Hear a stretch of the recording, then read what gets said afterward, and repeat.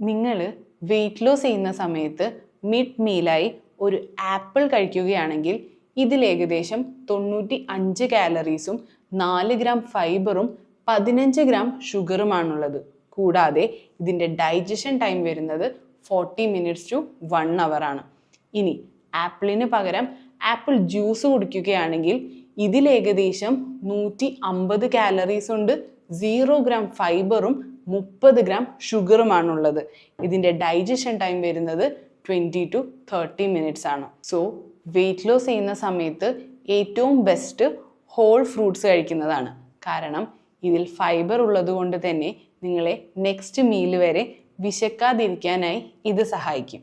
ഇനി weight loss ടൈമിൽ mid മീലായി കഴിക്കാൻ പറ്റിയ ബെസ്റ്റ് ഫ്രൂട്ട്സ് ഏതൊക്കെയാണെന്ന് അറിയാൻ comment fruits, I will DM you.